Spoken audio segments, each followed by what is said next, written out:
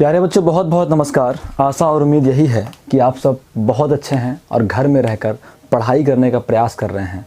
अपने जीवन के जो लक्ष्य आपने बनाए हैं, टारगेट आपने बनाए हैं, उन्हें पूरा करने की कोशिश में लगे हैं। तो प्यारे बच्चों, 11th क्लास मैथमेटिक्स आज से स्टार्ट हो रही है। आप सभी जल्दी ज्वाइन करें। और आज 11th क्लास मैथमेटिक्स को मैं स्टार्ट करूँगा 11th क्लास की ट्रिगोनोमेट्री से। वैसे ये फर्स्ट चैप्टर नहीं है, इससे पहले भी दो चैप्टर हैं, एक है सेट्स और एक है फंक्शंस। लेकिन प्यारे बच्चों, मैं स्टार्ट ट्रिगोनोमेट्री से करता हूं और इस वीक के एंड में मैं फर्स्ट चैप्टर को भी साथ में ही स्टार्ट कर दूंगा प्यारे बच्चों। तो फिलहाल आज हम देखते हैं ट्रिगोनोमेट्री। तो प्यारे बच्चों, मेरा आपसे एक निवेदन है कि मैथमेटिक्स आप जब भी पढ़ें या फिर कोई सब्जेक्ट आप जब भी पढ़ें तो उस सब्जेक्ट का basic knowledge, deep knowledge, concept तक जाने का प्रयास ज़रूर करें प्यारे बच्चों। क्योंकि जो हम अब तक पढ़ते आए हैं कि मैथमेटिक्स को हम सीधे एक्सरसाइज से प्रारंभ करते हैं, थ्योरी पे नहीं जाते हैं।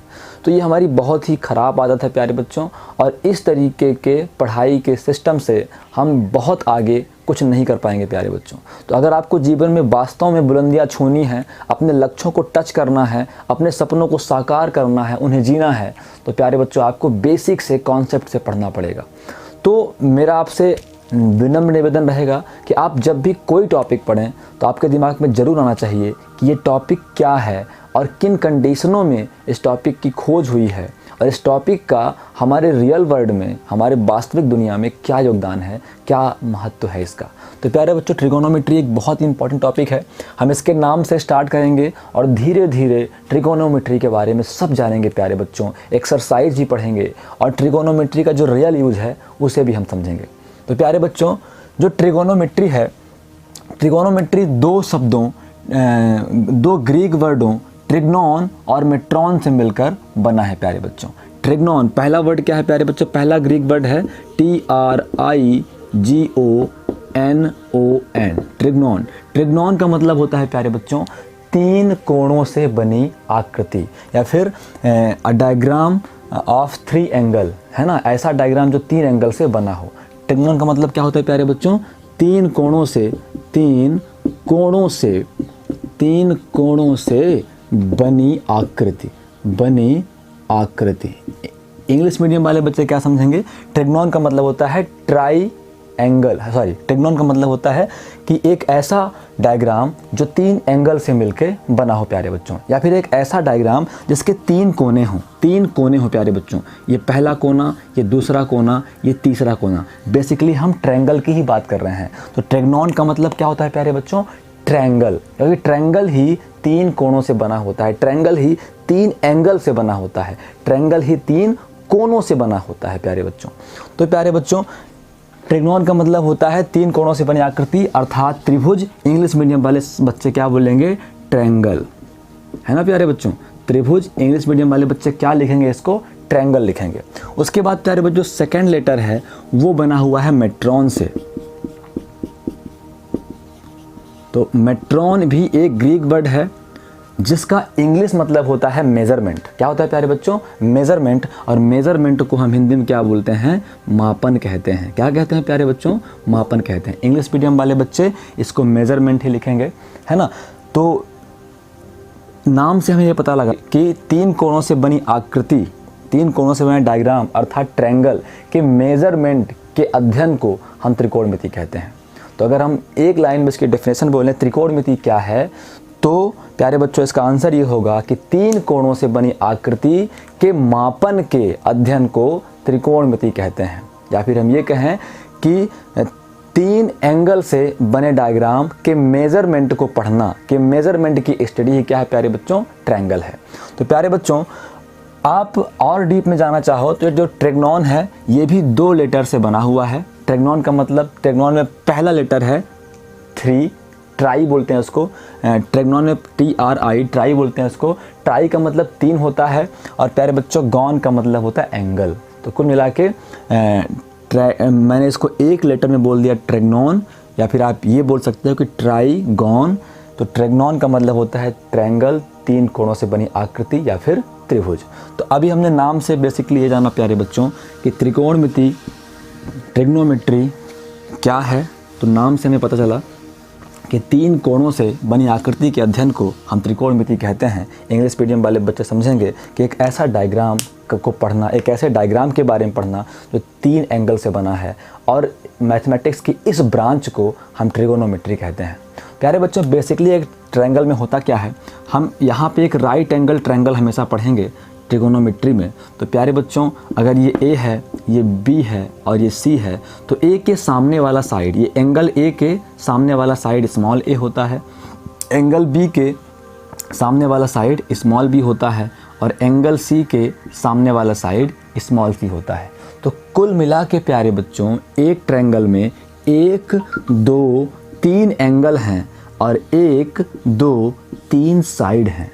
तो कुल मिला के कहना चाहिए कि इन 3 एंगल्स और 3 साइड्स को हिंदी में बोलते हैं, 3 कोणों और 3 भुजाओं को हम क्या बोलते हैं, एलिमेंट ऑफ अ ट्रायंगल। क्या बोलते हैं बच्चों, element of a triangle. Hindi में बोलते हैं त्रिभुज के अवयव।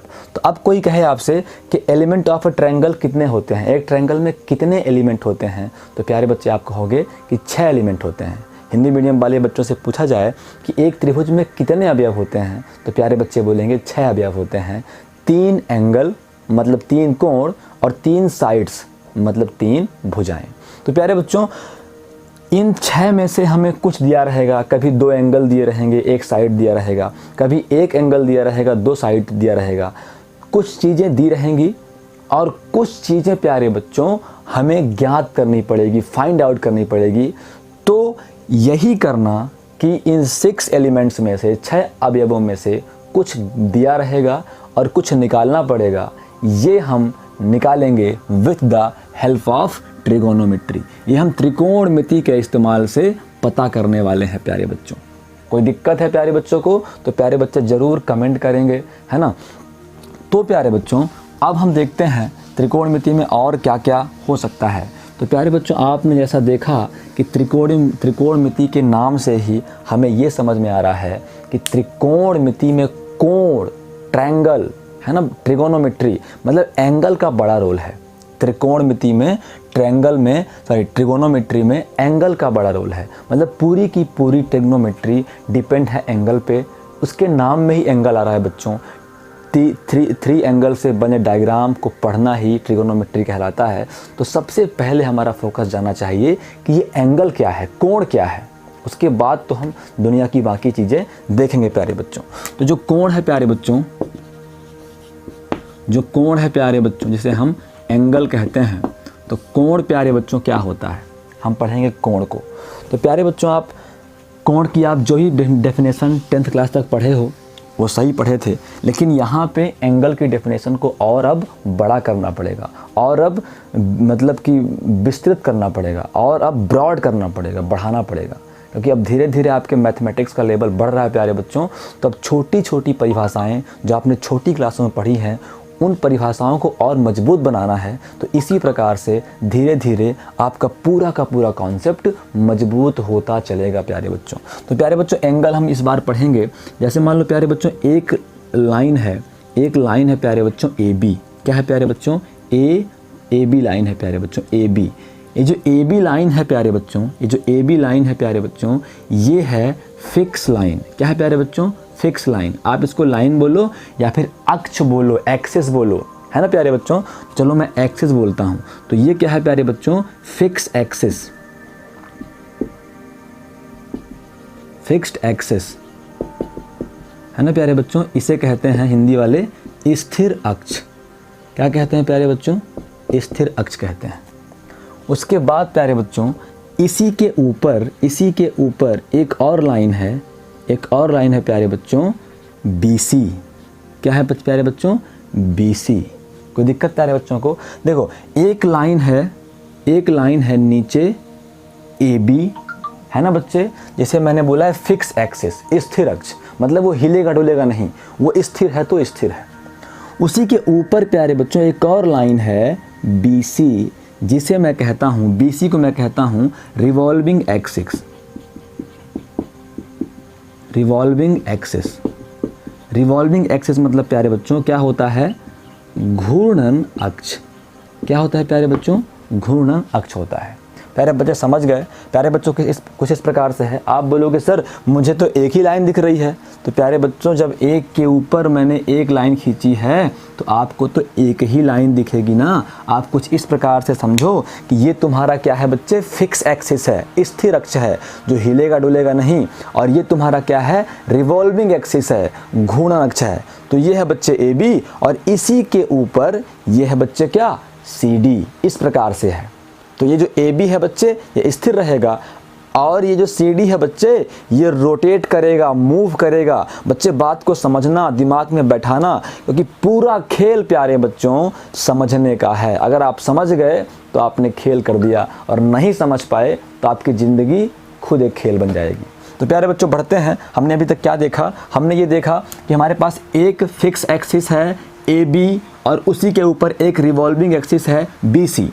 अब हम देखते हैं कि ये BC किस प्रकार से है। तो प्यारे बच्चों BC कुछ इस प्रकार से है। आप ये समझो कि हम इस पॉइंट पे एक कील लगा देते हैं, ऐसे कील ठोक देते हैं, है ना। जब इस पॉइंट पे एक कील ठोक देंगे तो BC का जो B पॉइंट है वो यहीं पे टिका रहेगा, और जो C पॉइंट है उसको हम उठा के ऐसे कहीं ले जा सकते हैं। प्यारे बच्चों बात समझ में आई कि नहीं आई? कुल मिला के हम BC को गोल गोल घुमाएंगे। जैसे गांव में चक्री आपने देखी होगी, चक्री का एक हैंडल पकड़ते हैं और घुमा देते हैं ऐसे। आई बात समझ में प्यारे बच्चों? जैसे मान लो ये तुम्हारा फिक्स एक्सिस है और ये तुम्हारा रिवॉल्विंग एक्सिस है, ये B है और ये C है। तो B फिक्स रहेगा और C इस तरीके से बच्चे घूमता रहेगा। जैसे घड़ी के दो कांटे होते हैं, है ना, उनका जो एक पॉइंट होता है वो फिक्स होता है प्यारे बच्चों, और एक पॉइंट जो होता है वो घूमता रहता है। प्यारे बच्चे समझ गए हों तो बहुत अच्छा है, और अगर ना समझे हों तो फिर तो समस्या होगी। तो आप ज़रूर कमेंट करेंगे प्यारे बच्चों। तो कुल मिला के मैं क्या कह रहा हूँ कि BC का जो C पॉइंट है वो बच्चे मूव करेगा। तो प्यारे बच्चों कुछ इस तरीके से मूव करेगा। ये मान लो मेरा BC है, तो BC रोटेट करके यहाँ आएगा। कोई दिक्कत प्यारे बच्चों को?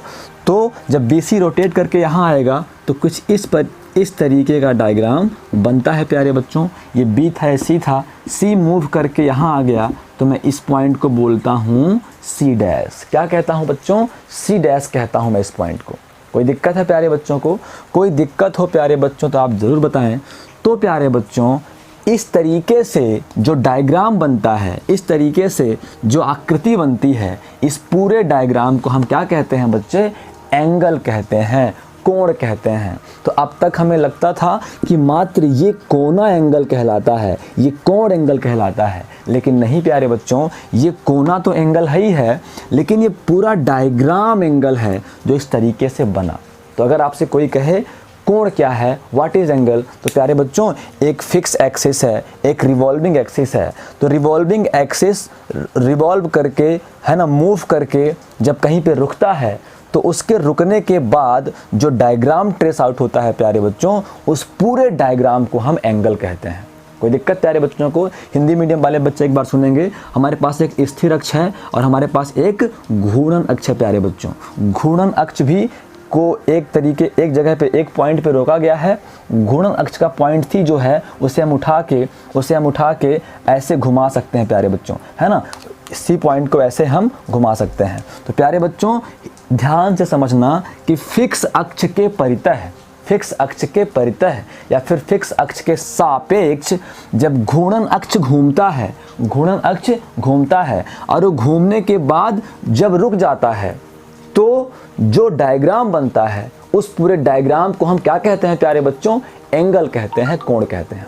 प्यारे बच्चों कोई दिक्कत हो तो ज़रूर पूछो, है ना, क्योंकि कॉन्सेप्ट क्लियर करना बहुत आवश्यक है। आप जब भी किसी बड़े एग्जाम में बैठोगे, आपका टारगेट अगर IAS ऑफिसर बनना होगा, आपका टारगेट अगर IIT में जाना होगा, आपका टारगेट अगर प्यारे बच्चों एयरफोर्स पायलट बनना होगा, NDA क्रैक करना होगा, आर्मी में कर्नल बनना होगा, तो वहाँ तक के सफ़र में पहुँचने के लिए आपको बेसिक्स क्लियर करने बहुत ज़रूरी हैं प्यारे बच्चों।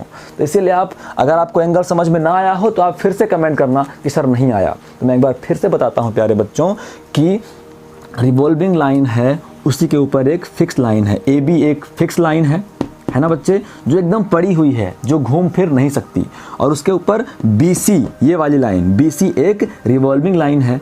तो रिवॉल्विंग लाइन जब घूमती है और घूम के कहीं रुक जाती है तो उसके रुकने के बाद जो उसके स्टार्टिंग पॉइंट से लास्ट पॉइंट तक के बीच का जो डायग्राम बनता है प्यारे बच्चों, उसे हम एंगल कहते हैं, है ना बच्चे।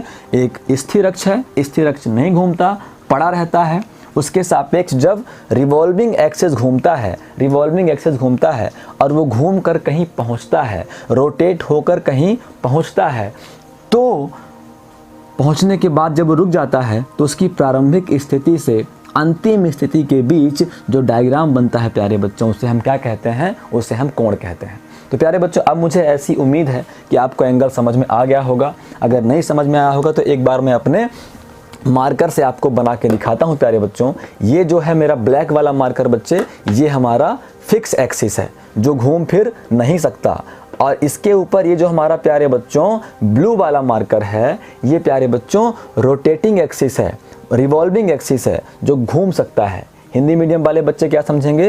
ये नीचे वाला अक्ष क्या है? स्थिर अक्ष है, और ऊपर वाला अक्ष क्या है? घूर्णन अक्ष है।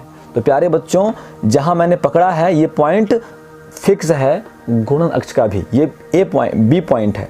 प्यारे बच्चों, जब घूर्णन अक्ष रिवॉल्विंग एक्सिस ऐसे मूव करता है और मूव करने के बाद जब वो रुक जाता है, तो उसके रुकने के बाद जो डायग्राम बनता है, यही डायग्राम, ये डायग्राम बच्चे, ये डायग्राम, इसी डायग्राम को हम क्या बोलते हैं?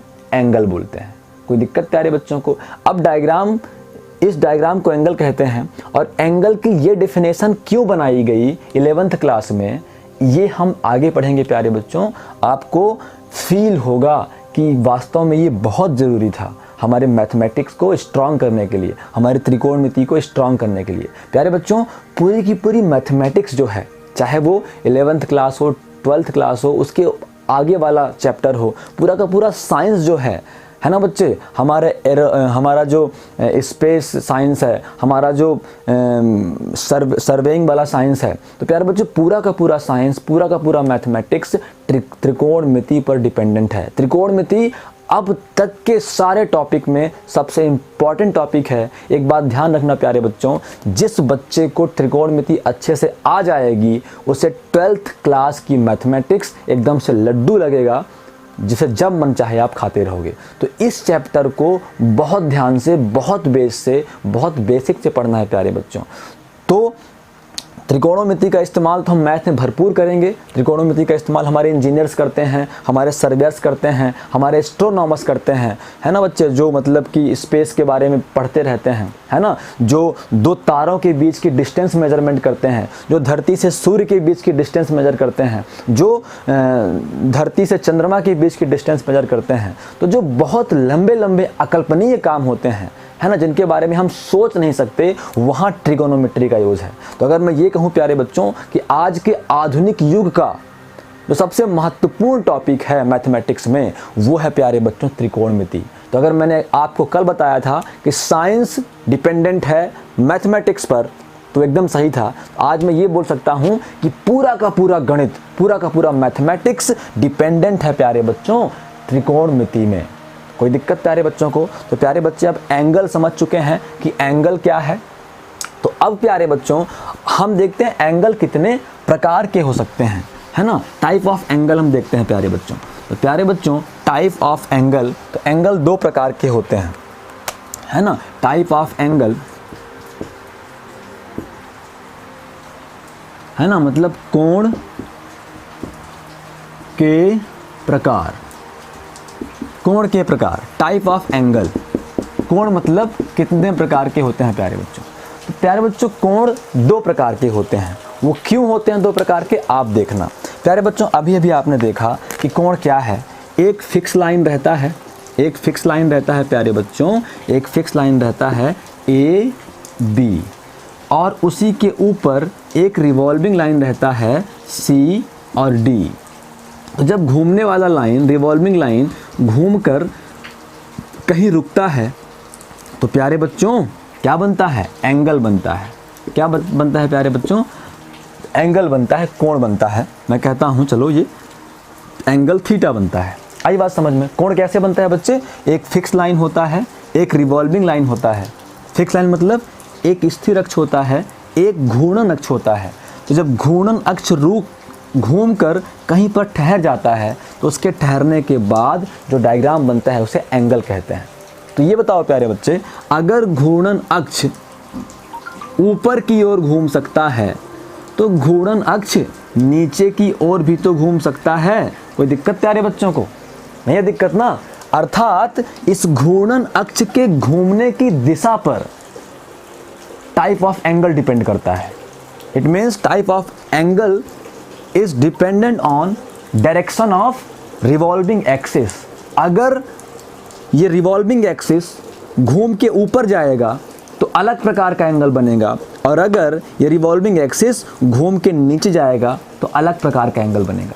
मतलब एक और लैंग्वेज में बोल सकते हो बच्चे, क्लॉकवाइज डायरेक्शन क्या होती है? घड़ी में पहले 12 बजते हैं फिर 3 बजते हैं, तो अगर आप इस तरफ आओ तो इसे हम क्या बोलते हैं बच्चे? क्लॉकवाइज बोलते हैं, है ना बच्चे? क्लॉकवाइज बोलते हैं। और अगर आप इसके उल्टा जाओ तो इसे हम क्या बोलते हैं बच्चे? एंटी क्लॉकवाइज बोलते हैं। तो इसका मतलब बच्चे ये डायरेक्शन है एंटी क्लॉकवाइज, है ना? तो अगर revolving axis anti clockwise move करेगा, एंटी क्लॉकवाइज घूमेगा तो अलग प्रकार का एंगल बनेगा, और अगर रिवॉल्विंग एक्सिस क्लॉकवाइज घूमेगा तो अलग प्रकार का एंगल बनेगा। तो इस रिवॉल्विंग एक्सिस, इस घूर्णन अक्ष के घूमने के आधार पर कोण 2 प्रकार के होते हैं प्यारे बच्चों। पहला है प्यारे बच्चों क्या है? धनात्मक कोण। धनात्मक कोण। इंग्लिश मीडियम वाले बच्चे, प्यारे बच्चे से क्या बोलेंगे? Positive angle. पॉजिटिव एंगल क्या कहेंगे प्यारे बच्चों? पॉजिटिव एंगल कहेंगे। तो पॉजिटिव एंगल, यहाँ पे डेफिनेशन लिख लो प्यारे बच्चों। डेफिनेशन क्या होती है? पहले मैं डायग्राम के साथ ही डेफिनेशन आपको बताता हूँ प्यारे बच्चों। डेफिनेशन होती है कि जब घूर्णन अक्ष, अगर ये हमारा, देखो एक चीज़ और आप देख लो, ये जो हमारा एक्सिस होता है बच्चों, इसे हम क्या बोलते हैं? X axis. इसे हम क्या बोलते हैं? एक्स डैश या फिर माइनस एक्स कहते हैं। प्यारे बच्चों, अपवर्ड डायरेक्शन में ये पॉजिटिव वाई होता है और निगेटिव डायरेक्शन में ये वाई डैश या फिर इसे हम माइनस वाई भी कहते हैं। तो प्यारे बच्चों, जिस तरीके से डायरेक्शन के हिसाब से हमने एक्सिस को प्लस और माइनस लिया हुआ है, अगर राइट साइड और अपवर्ड है, राइट साइड और अपवर्ड है, ऊपर साइड है तो पॉजिटिव होता है, और अगर लेफ्ट साइड और डाउनवर्ड है बच्चे तो नेगेटिव होता है। तो जिस तरीके से हमने अपने कोऑर्डिनेट सिस्टम को पॉजिटिव और नेगेटिव में सेपरेट किया है, बांटा हुआ है, उसी प्रकार से हम एंगल को भी एक पॉजिटिव एंगल और एक नेगेटिव एंगल में देखेंगे। आप कहोगे बच्चे हमने 10th क्लास में नेगेटिव एंगल नहीं पढ़ा है, लेकिन प्यारे बच्चों 11th क्लास है, मैंने पहले भी कहा, अब हमें अपनी मैथमेटिक्स को बहुत स्ट्रॉन्ग करना है, बहुत मजबूत करना है, तो हर तरीके से एंगल होना चाहिए, हर तरीके से नंबर्स होने चाहिए। मतलब ऐसी कोई कंडीशन ना हो एंगल्स की जहां हमारा गणित फेल हो जाए, क्योंकि हमारा गणित फेल हुआ प्यारे बच्चों तो ये दुनिया के सारे नियम फेल हो जाएंगे।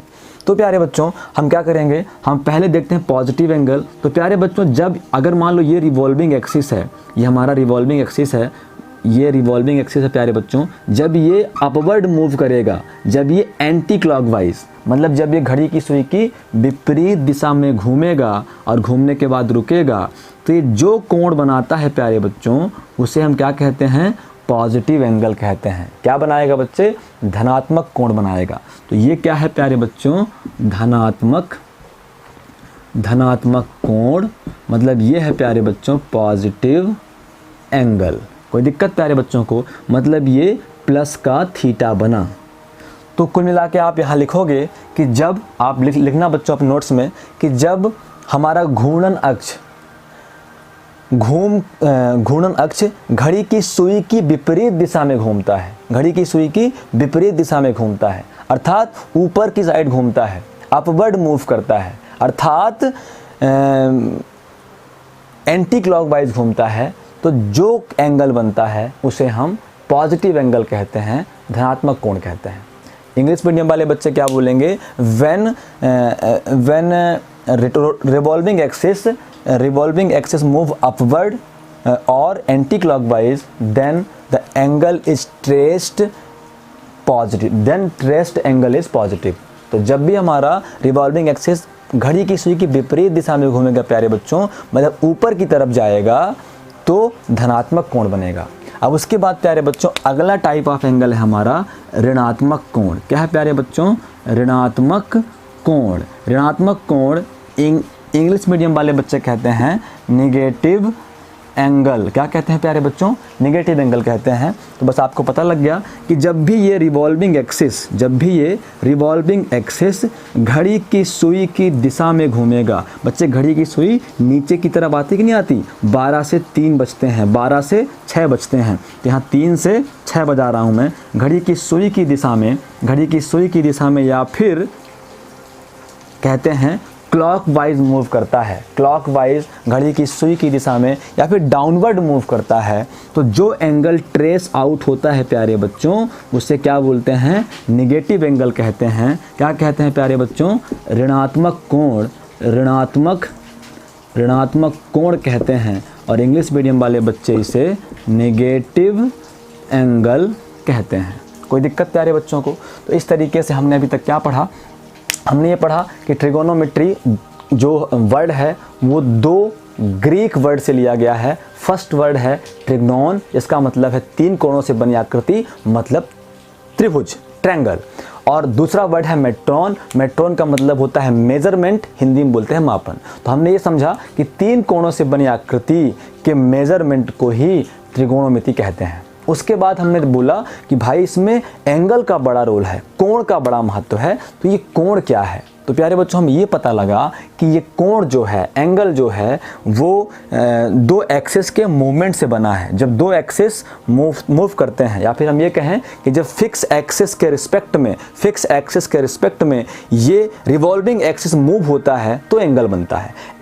एक्सिस के घूमने से, मूव करने से एंगल बनता है। तो हमने ये देखा कि जब स्थिर अक्ष के परितः घूर्णन अक्ष घूमता है और जब वो घूम के रुकता है तो उसके चलने और रुकने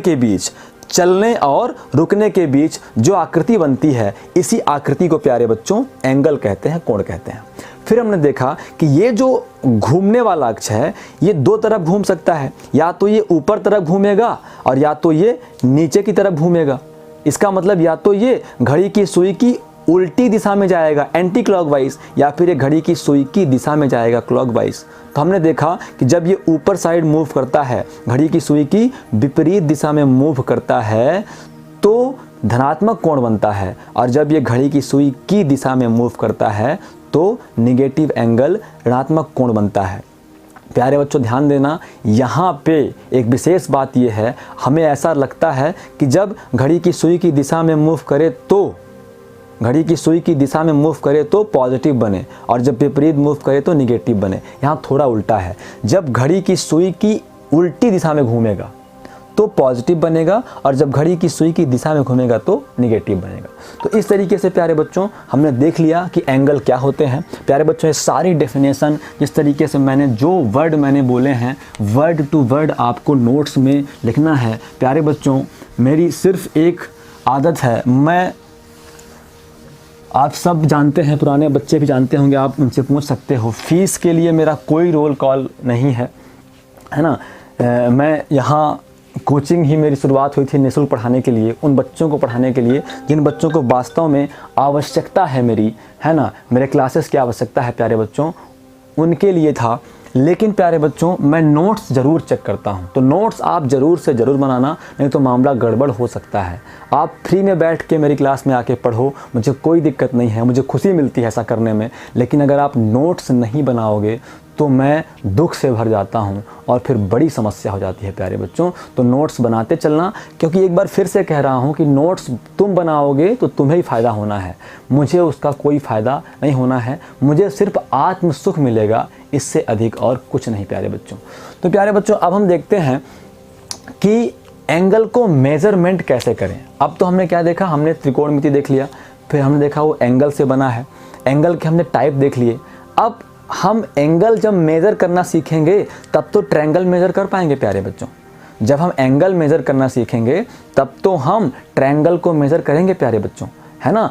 तो एंगल का मेज़रमेंट बहुत ज़रूरी है प्यारे बच्चों। तो प्यारे बच्चों, एंगल को मेज़र करने के कितने तरीके हैं अपने पास? प्यारे बच्चों, एंगल को मेज़र करने के, एंगल को मापने के हमारे पास 3 तरीके हैं। जो पहला तरीका है प्यारे बच्चों, जो फर्स्ट तरीका है प्यारे बच्चों, उसे हम कहते हैं इंग्लिश सिस्टम। ऐसा नहीं है ENGLISH, इंग्लिश सिस्टम। प्यारे बच्चों, ऐसा नहीं है कि अंग्रेज़ों ने सिर्फ पूरी दुनिया में शासन किया है, उन्होंने कुछ दिया भी है दुनिया को, तो उन्होंने एक चीज़ दी है इंग्लिश सिस्टम। मतलब कोण मेज़र करने की सबसे पहली पद्धति जो है अंग्रेज़ों की दी हुई है। तो इस सिस्टम को हम क्या बोलते हैं प्यारे बच्चों? Degree system. इस सिस्टम को प्यारे बच्चों क्या बोलते हैं हम? डिग्री सिस्टम, या फिर इसे हिंदी मीडियम वाले बच्चे क्या बोलेंगे? डिग्री पद्धति। क्या कहेंगे बच्चे? डिग्री पद्धति। डिग्री है ना, डिग्री पद्धति कहेंगे प्यारे बच्चों। और उसके बाद तो ये जो सिस्टम है इंग्लिश सिस्टम, ये सबसे पहले आया दुनिया में, अंग्रेज़ों ने दिया, और ये सबसे ज़्यादा हमने यूज किया है कक्षा 10 तक, या फिर मैं ये कहूँ कि कक्षा 10 तक हमने सिर्फ और सिर्फ इंग्लिश सिस्टम का ही इस्तेमाल किया है प्यारे बच्चों। तो इसलिए ये मोस्ट कॉमनली यूज है, इसलिए इसका सबसे अधिक यूज होता है 10th क्लास तक। उसके बाद प्यारे बच्चों, इसको थोड़ा सा आसान बनाने के लिए जो सेकेंड सिस्टम आया प्यारे बच्चों, उसे कहते हैं फ्रेंच सिस्टम। फ्रेंच सिस्टम को प्यारे बच्चों ग्रेड सिस्टम भी कहते हैं। क्या कहते हैं बच्चों? ग्रेड सिस्टम, ग्रेड पद्धति, है ना प्यारे बच्चों, ग्रेड पद्धति। तो इंग्लिश मीडियम वाले बच्चे इसे ग्रेड सिस्टम बोलेंगे, या फिर हिंदी मीडियम वाले बच्चे इसे ग्रेड पद्धति बोलेंगे। तो थर्ड सिस्टम है प्यारे बच्चों, वो है circular system. CIRCULAR, circular, SYSTEM। इसे कहते हैं हिंदी मीडियम वाले बच्चे वृत्तीय पद्धति। क्या कहते हैं बच्चों? वृत्तीय पद्धति, है ना बच्चों, वृत्तीय पद्धति। कोई दिक्कत प्यारे बच्चों को? तो प्यारे बच्चों, इस तरीके से हमने देखा कि एंगल मेज़र करने के, कोण को मापने की 3 विधियां हैं, 3 सिस्टम हैं। पहला सिस्टम अंग्रेज़ों ने दिया, इसे हम इंग्लिश सिस्टम बोलते हैं। इंग्लिश सिस्टम में जो कोण मापे जाते हैं वो डिग्री मापे जाते हैं। आपने नापा था 90 डिग्री, 80 डिग्री, 65 डिग्री, 30 डिग्री, ये सब आपने पिछली कक्षाओं में किया हुआ है प्यारे बच्चों। तो इसीलिए इसको डिग्री सिस्टम भी कहते हैं। फिर उसके बाद इंग्लिश सिस्टम में कुछ कमियां थी, कुछ खामियां थी, उनको दूर करने के लिए फ्रांस के लोगों ने अपना सिस्टम दिया, जिसे वो फ्रेंच सिस्टम कहते हैं। और फ्रेंच सिस्टम में कोण को ग्रेड्स में नापते हैं। किससे नापते हैं बच्चे? कोण को ग्रेड्स में नापते हैं। जैसे मान लीजिए कि 80 ग्रेड्स, 100 ग्रेड्स, है ना, 70 ग्रेड्स, है ना बच्चे, 60 ग्रेड्स। इस तरीके से पिछला सिस्टम डिग्री पर था, डिग्री में नापते थे, इसे ग्रेड्स में नापते हैं प्यारे बच्चों। उसके बाद जो तीसरा सिस्टम हुआ प्यारे बच्चों, सर्कुलर सिस्टम। ये सिस्टम पूरी दुनिया में आज इस्तेमाल किया जा रहा है। और 11th क्लास की मैथमेटिक्स में, फिजिक्स में, या फिर आगे हम जो भी पढ़ने वाले हैं, हायर मैथमेटिक्स, हायर फिजिक्स या फिर हायर केमिस्ट्री, जब भी एंगल की बात आएगी प्यारे बच्चों, तो वो एंगल हम मैक्सिमम किस में करेंगे? रेडियन में ही मापेंगे। क्योंकि प्यारे बच्चों, इन दोनों के पास प्रॉब्लम्स थी, इनमें नेगेटिव एंगल नहीं बन पाता था। और जब हम सर्कुलर सिस्टम लेकर आए, सर्कुलर मतलब जो ये घूमने से कोण बने वो पॉजिटिव और नेगेटिव दोनों डायरेक्शन में बन सकता है प्यारे बच्चों। तो प्यारे बच्चों, 11th क्लास में हमारा पूरा फोकस इस सर्कुलर सिस्टम में रहेगा। तो प्यारे बच्चों, एक बहुत इंपॉर्टेंट बात है, इंग्लिश सिस्टम हो, फ्रेंच सिस्टम हो या फिर सर्कुलर सिस्टम हो, इन सब के लिए समकोण को समझना बहुत इंपॉर्टेंट है। What is right angle? समकोण क्या है? आप बोलोगे 90 डिग्री के कोण को समकोण कहते हैं प्यारे बच्चों। तो ये तो सिर्फ डिग्री सिस्टम के लिए होगा, लेकिन समकोण की एक ऐसी डेफिनेशन होनी चाहिए जो डिग्री सिस्टम में भी लागू हो, फ्रेंच सिस्टम में भी लागू हो और सर्कुलर सिस्टम में भी लागू हो। तो प्यारे बच्चों, आपको पता है कि एंगल कैसे बनता है। ये प्यारे बच्चों क्या है? ये एक फिक्स लाइन है, इसके ऊपर क्या है बच्चे? एक रिवॉल्विंग लाइन है। ये रिवॉल्विंग लाइन जब घूमता है तो एंगल बन जाता है। तो प्यारे बच्चों, अगर ये रिवॉल्विंग लाइन पूरा कंप्लीट एक चक्कर घूम के वापस यहीं पे आ जाए तो ये जो एंगल बनता है प्यारे बच्चों, कितने का बनता है? 360 डिग्री का बनता है। बनता है कि नहीं बनता प्यारे बच्चों? कंप्लीट एंगल कहलाता है ये। कंप्लीट एंगल क्या होता है?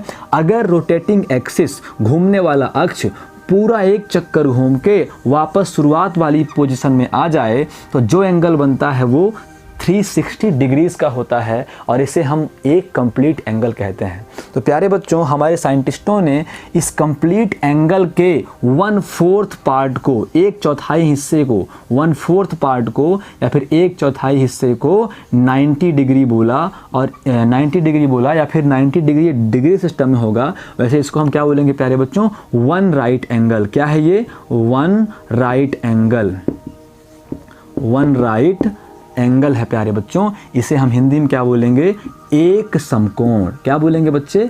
एक समकोण। इसका मतलब 1/4 part of a complete angle is called one right angle. Hindi medium वाले बच्चे बोलेंगे कि एक पूर्ण कोण। पूर्ण कोण मतलब 360 डिग्री। पूर्ण कोण मतलब पूरा एक चक्कर। तो एक पूर्ण कोण के 1/4 हिस्से को एक समकोण कहते हैं। एक समकोण कहते हैं। कुछ साइंटिस्टों ने या फिर कुछ टीचर ऐसे ही बताते हैं कि जो हमारा ये कागज का पन्ना है प्यारे बच्चों, ये मेरे बोर्ड की सतह है, ये प्लेन है। अगर मैं इसमें 2 परपेंडिकुलर लाइन ड्रा कर दूं, अगर मैं इसमें 2 परपेंडिकुलर लाइन ड्रा कर दूं तो ये पूरा कागज का समतल 1, 2, 3 और 4 टुकड़ों में बट जाता है प्यारे बच्चों।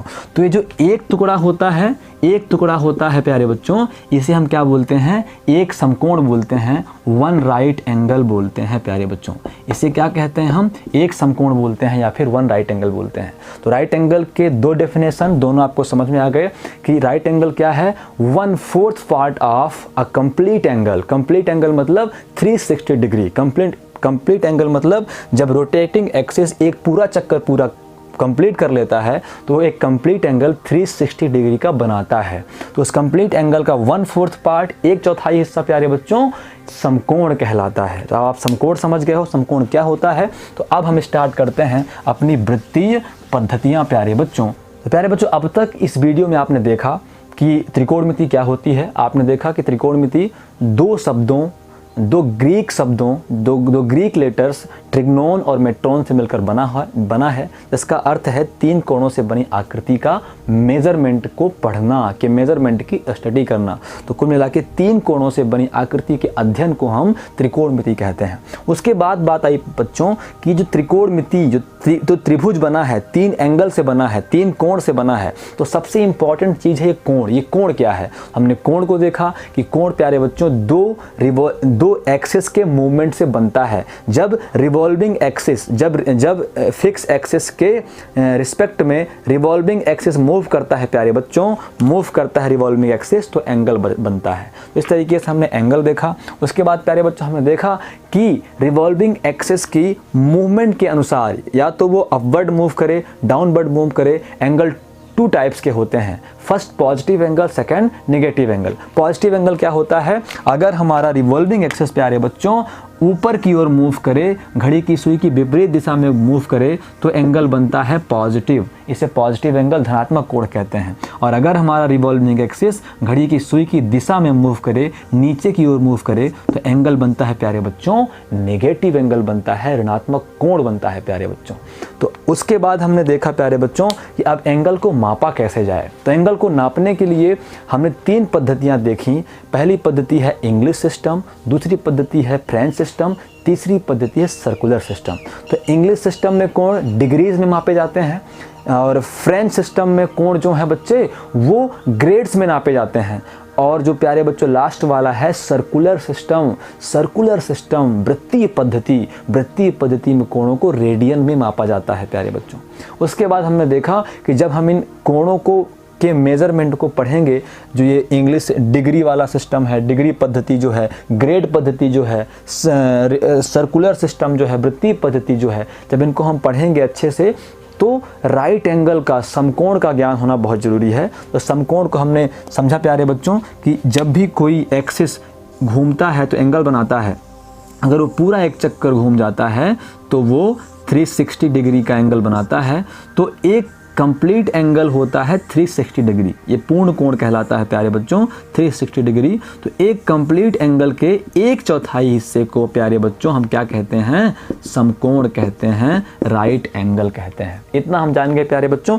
अगली वीडियो में हम डिटेल में जानेंगे कि हमारा इंग्लिश सिस्टम, डिग्री सिस्टम कैसे बना, अंग्रेजों ने कैसे सोचा और कैसे बनाया। उसके बाद फ्रांस वालों ने अपना सिस्टम, ग्रेड सिस्टम कैसे दिया, क्या सोचा, इंग्लिश वाले में, अंग्रेजों वाले में क्या कमियां निकाली और अपना सिस्टम दिया। और उसके बाद देखेंगे प्यारे बच्चों कि सबसे ज़्यादा प्रचलित सिस्टम जो हम इस समय इस्तेमाल कर रहे हैं, सर्कुलर सिस्टम कैसे बना और कैसे उसने पूरा गेम ही चेंज कर दिया। तो प्यारे बच्चों, आशा उम्मीद यही है कि आपको वीडियो समझ में आया होगा। अगर समझ में आया हो तो ज़रूरतमंदों तक इस वीडियो को भेजिए और सबको जल्दी कहिए, इकट्ठा करिए पढ़ने के लिए, ताकि हम सब साथ पढ़ सकें। और फिर मिलते हैं प्यारे बच्चों अगले वीडियो में। तब तक के लिए नमस्कार, जय श्री राम, इंशाअल्लाह, खुदा हाफिज़। जो आपको कहना हो, ईश्वर एक है, परमात्मा एक है, उसे हम पुकार भले अलग अलग नामों से रहे हों। प्यारे बच्चों, मिलते हैं अगले वीडियो में।